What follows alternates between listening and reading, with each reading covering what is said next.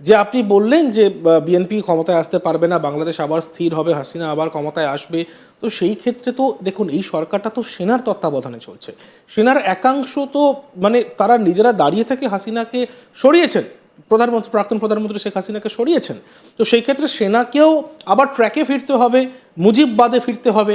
এবং বাংলাদেশে আপনি যে বলছেন 5-7% সমর্থন, তাহলে সেই ক্ষেত্রে বাংলাদেশে যদি আওয়ামী লীগের সমর্থন, যারা সমর্থক, সেক্ষেত্রে আওয়ামী লীগ কতটা আবার সমর্থন ফেরত পাবে? কারণ এখন তো কন্ট্রোল করছে পুরোটাই জামাত আর বিএনপি। আমি আপনাকে একটা জিনিস বলি, আমি সবসময় বলি বাংলাদেশের যে কোনো মুহূর্তে বাংলাদেশের সবচেয়ে বড় দল বাংলাদেশ আওয়ামী লীগ, এটা অস্বীকার করার কোনো সুযোগ নেই।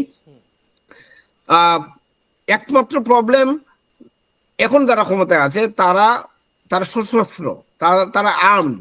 তো যেহেতু তারা আর্মড, একজন আর্মডওয়ালা লোক তো অনেককে ক্ষতি করতে পারে। তো এই কারণে কিন্তু আপনি মনে করছেন যে অনেকে মনে করে যে বাংলাদেশ আওয়ামী লীগের সাপোর্টার নাই বাংলাদেশে। এই জিনিসটা কারণ হলো যে বাংলাদেশ আওয়ামী লীগ সবসময় আপনার সুস্থ রাজনীতিতে বিশ্বাসী, তারা অস্ত্রে বিশ্বাসী না। কিন্তু বর্তমান যে ইউনুস প্রশাসন আছে, তারা আপনি দেখেছেন তারা কিভাবে পুলিশের ব্রিজে ঝুলিয়ে রেখেছে, গাছে ঝুলিয়ে রেখেছে। তো তারা তো ভয়ভীতি তৈরির মাধ্যমে এই জিনিসটা করেছে। তো বিষয়টা হলো যে জামাতের সমর্থন 5-7% বেশি না।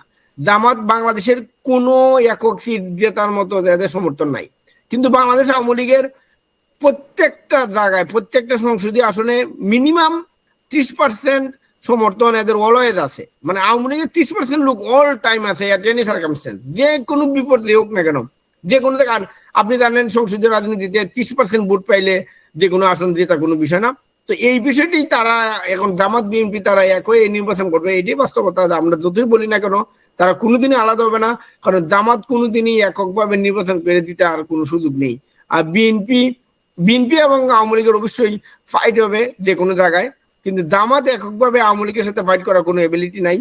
তো তাই তারা হয়তো এখন এখন বোঝাচ্ছে যে না আমরা আলাদা, কিন্তু তারা তাদেরকে কেউ বিশ্বাস করে না বাংলাদেশে, কারণ তারা যে কোনো মুহূর্তে আবার এক হবে এবং একই নির্বাচন করবে। আপনি আজকের দিন তারিখ লিখে রাখেন, জামাত বিএনপি কোনোদিন আলাদা হওয়ার সুযোগ নেই, কারণ তারা একই নীতিতে বিশ্বাসী, তারা পাকিস্তানের নীতিতে বিশ্বাসী, তারা সবাই আইএসআই এর মদদে চলে, আইএসআই এর কাছ থেকে পয়সা পায় ইলেকশনের আগে। এবং এটা আমার কথা না, এটা অতীতে বিভিন্ন ভাবে উঠে এসেছে।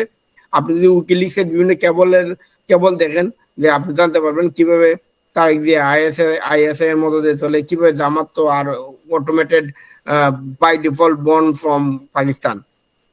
কিন্তু জামাতের সমর্থন 5-7% বেশি কোথাও নাই। কাদিয়াদের এককভাবে জেতার কোনো সম্ভাবনা নাই কোথাও। আর বাংলাদেশ আওয়ামী লীগ যে কোনো মুহূর্তে বাংলাদেশের সবচেয়ে বড় দল, এবং প্রত্যেকটা সংসদীয় আসনে যে কোনো মুহূর্তে বাংলাদেশ আওয়ামী লীগের 30% সমর্থন আছে। এটা চোখ বুঝে। বাংলাদেশ আওয়ামী লীগের যে সমস্যা, বাংলাদেশের টপ টায়ার যে লিডারশিপ আছে, ধরেন সভাপতি শেখ হাসিনা, তারপরে লেভেলের যে 10-12 জন লোক আছে, তাদের প্রতি জনগণের সমর্থন নাই। এইটা হলো সবচেয়ে বড় বিষয় এই মুহূর্তে, কারণ তারা করাপ্টেড হয়ে গেছে এবং তারা নমিনেশন বাণিজ্য করেছে, তারা পদ বাণিজ্য করেছে। হ্যাঁ, এই কারণে এই যে শেখ হাসিনার ঠিক পরের যে লেয়ারের যে 10-12 জন নেতা আছে, তাদের প্রতি মানুষ বিতশ্রদ্ধ। তো তো এই এই শেখ হাসিনার ঠিক নিচের যে 10-12 জন, তাদেরকে যদি পরিশুদ্ধ করা যায় এবং তাদেরকে যদি সরানো যায়, অথবা তাদেরকে যদি রাজনীতি থেকে একটু সাইডে রাখা যায়, অথবা তাদেরকে যদি বলা হয় যে তোমরা বাবা ঠিক হয়ে যাও, হ্যাঁ তোমাদের রূপ মানুষ জানে, তো কোনো না কোনো ভাবে যদি এই এই টায়ারটাকে, ওই লেয়ারটাকে যদি ঠিক করা যায়, বাংলাদেশ আওয়ামী লীগ যে কোনো মুহূর্তে জিততে পারে, এটা কোনো বিষয় না। কিন্তু আমরা যেটা আশঙ্কা করি, যদি শেখ হাসিনা ওই এই লেয়ারটাকে রেখে দেন, মানে উনার পরবর্তীতে ঠিক যে 10-12 জন বড় নেতা আছে, এই বড় নেতাদেরকে যদি উনি রেখে দেন এবং নির্বাচনে যান, তাইলে আওয়ামী লীগের জিতে আসার সম্ভাবনা কম। কারণ এই লেয়ারটার কারণেই বাংলাদেশে আওয়ামী লীগের সমর্থন কমে এসেছে। তো এই লেয়ারটাকে ঠিক করা আসলে জরুরি জরুরি জরুরি কাজ। তো এইটা হবে কিনা আমরা জানি না আসলে, কারণ অবশ্যই Sheikh Hasina top leader, top commander.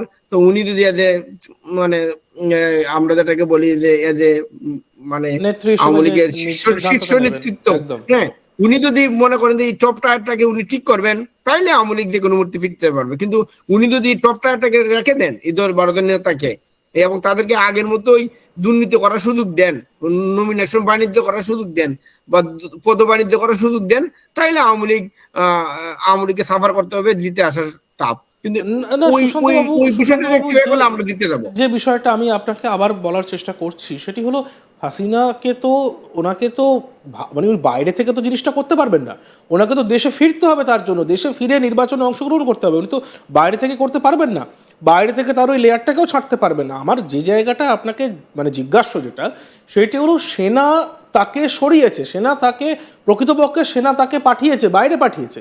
তো সেনার একাংশ, বিশেষ করে ওয়াকারুজ্জামান যিনি প্রধান, তিনি তো অন্তর্বর্তী সরকারকে সমর্থন করে রেখেছেন, তিনি তো মহড়াতে অংশগ্রহণ করছেন, স্বাভাবিক তিনি করতেই পারেন, তিনি তো একটা জিগির তুলছেন, তো তিনি তো অন্তর্বর্তী সরকারকে সমর্থন করেছেন।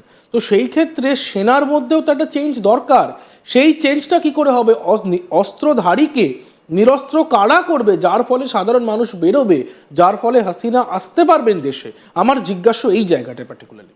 না, আপনার প্রশ্নটা একদম মানে সলিড একটা প্রশ্ন। আসলে আপনি দেখেন, বাংলাদেশ সেনাবাহিনীর মধ্যেও কিন্তু এক ধরনের বিদ্রোহ আছে। বাংলাদেশ সেনাবাহিনীর মধ্যে যে সবাই একদম হিজবুতি আইএসআই মদত পুষ্ট হয়ে গেছে, বিষয়টা কিন্তু এমন না। ওই যেভাবে বাংলাদেশের মানুষ, বেশিরভাগ মানুষ প্রগতিশীল, প্রগ্রেসিভ, ঠিক তেমনি বাংলাদেশ সেনাবাহিনী কিন্তু এরকম। তো বাংলাদেশ সেনাবাহিনীতেও কিন্তু যে কোনো মুহূর্তে একটা বিদ্রোহ হতে পারে।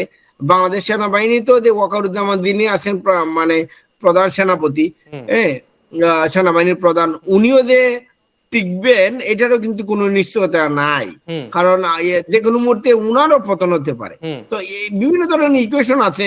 যে ওয়াকারুজ্জামান যদি মনে করেন যে উনি সর্বসভা, উনি যা করছেন, উনি যেভাবে শেখ হাসিনাকে জোরপূর্বক দেশ থেকে বের করে দিয়েছেন, এইটা কিন্তু চিরস্থায়ী বিষয় না। কারণ যে কোনো মুহূর্তে ওয়াকারুজ্জামানও পরে যেতে পারেন, অথবা ওয়াকারুজ্জামানও এই বুধুদে হতে পারে যে আমি যা করেছি এটা ভুল করেছি, হ্যাঁ, তো উনিও আবার রেকটিফাই হতে পারেন।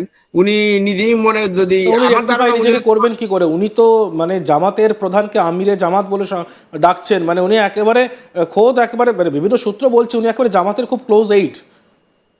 না, উনি তো দেখেছেন প্রথম সভাতে উনি বলেন আমিরে জামাত। নরমালি আমরা বলি জামাতের আমির, বুঝছেন তো? ওটাই আমি যারা বলছি, জামাত মাইন্ডেড, আমিরে জামাত, এই শব্দ বন্ধটাই তো কানে লাগছে। উনি একজন সেনাপ্রধান হয়ে উনি বলছেন আমিরে জামাত। হ্যাঁ, শুধু তাই না, আপনি দেখবেন যে ওই সভাতে প্রথমে উনি আমিরে জামাতকে, তথাকথিত আমিরে জামাতকে ওনার পাশে নিয়েছেন সবার আগে, এবং তখন ওই সংগঠনটা নিষিদ্ধ ছিল বাংলাদেশে একদম। তো ওয়াকারুজ্জামানের মোটিভেশন আমরা আসলে ক্লিয়ার, আমরা জানি উনি কোন মাইন্ডেড। তো আমার মনে হয় না উনিও টিকবেন বলে আমার মনে হয় না।